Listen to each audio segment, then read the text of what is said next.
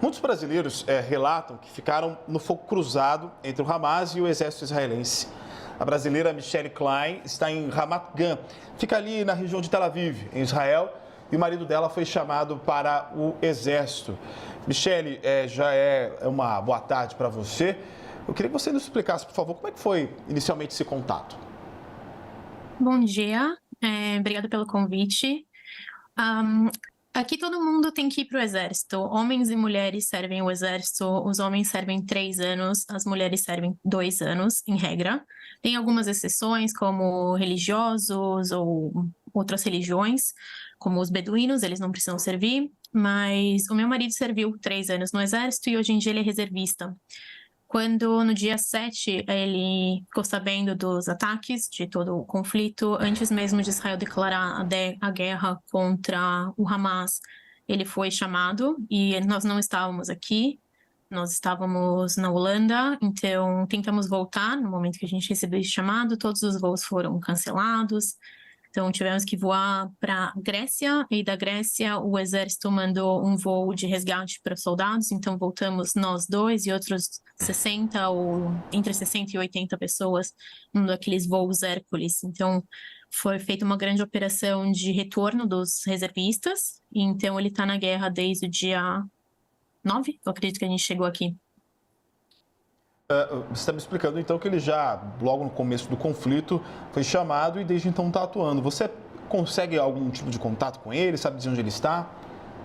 Depende do dia. Ele atua na Cisjordânia, então não é exatamente em Gaza, mas é na parte leste da Palestina. Então, dependendo das operações, dependendo do que está acontecendo, ele consegue me ligar no final do dia ou me mandar uma mensagem, mas tem vezes que não. Às vezes ele está em território palestino, então o telefone não funciona para nós.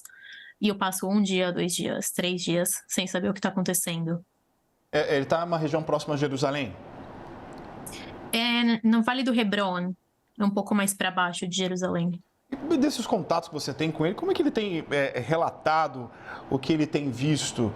Porque as primeiras informações que a gente tem é que a situação mais periclitante do conflito não chegou à Cisjordânia, né?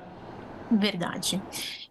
Nos primeiros dias, assim que a gente chegou, ele teve que fazer serviço urgente ou humanitário na retirada de corpos do kibbutz Aza, Kfar Aza. Então, esses primeiros dias foram bastante difíceis para ele.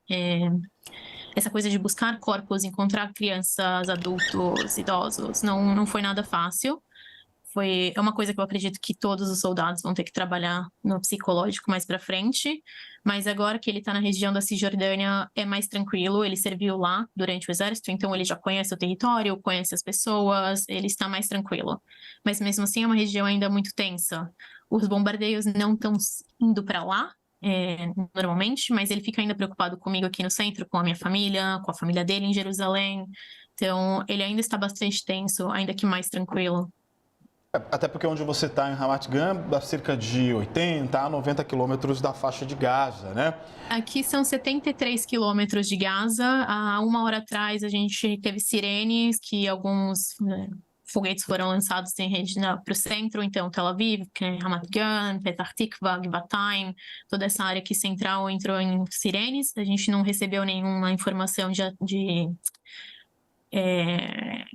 queda direta dos foguetes aqui, mas em Sderot, sim, há quase 1 hora. Eu não sei onde Sderot você... é uma cidade no centro fronteiriça, desculpa. Não, sem problemas. Onde você está, tem um bunker, você consegue se proteger? Qual que é a primeira reação quando você escuta uma sirene como essa? O que você faz?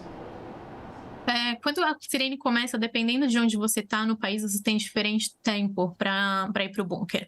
Eu moro num prédio, e então o meu apartamento não tem um bunker, eu tenho que sair, ir para a área comum e descer para o -1.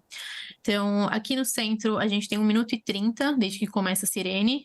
Então, no momento que começa a sirene, a gente larga tudo o que está fazendo, ou pega a mochila do bunker, ou, no meu caso, eu pego o meu coelho. Então, eu tenho que sair caçando ele e vamos pro bunker. Então, a gente entra, espera as explosões, 10 minutos depois que a sirene para, a gente pode sair. Você estava explicando que seu marido, obrigatoriamente, né, ele e qualquer outro israelense, serviu ao exército durante o período de 3 anos. Isso. Depois desse período, dessa experiência que ele teve inicialmente, ele havia sido convocado em algum outro momento ou essa foi a primeira vez desde que ele saiu do exército? Para a ação, foi a primeira vez, mas todo ano, no mínimo uma vez por ano, no último ano ele foi 2 vezes, eles têm essa reciclagem, a palavra em hebraico é miluim, que os combatentes vão para o exército para fazer treinamento. Então, desde que ele saiu, ele já foi entre 5 ou 6 vezes, mas para a ação é a primeira vez que ele é chamado. É até importante você explicar isso, porque aqui no Brasil a gente tem uma ideia diferente do que é o reservista, no caso, né? Que muitas pessoas, foi o meu caso, por exemplo, você vai até o Exército, completa 18 anos, se apresenta, é dispensado, então não tem experiência alguma com a convivência ali. Que não é o caso de quem está em Israel. O reservista, ele tem experiência. O reservista tem experiência. Normalmente, para esse miluim, né, para esse serviço de reciclagem, só vão os combatentes ou pilotos, pessoas específicas. Se você servir um serviço administrativo, ou fotógrafo, cozinheiro, porque o exército tem todo um complexo, ele é bem completo em questão de ser autossuficiente. Então, ele tem questões administrativas, eles têm médicos, dentistas, fotógrafos, cozinheiros, motoristas. E essas pessoas podem não voltar, mas combatentes voltam. Então, uma vez por ano, no mínimo, eles vão para esse tipo de reserva, onde eles passam entre 2 semanas a 1 mês, dependendo do que estão fazendo, só treinando, para não perder a prática, para ser atualizado nas questões de como tecnologias ou ir para estandes de tiro, depende. Bem, nós conversamos com a Michelle Klein, o marido dela está, nesse momento, inclusive, servindo o Exército de Israel.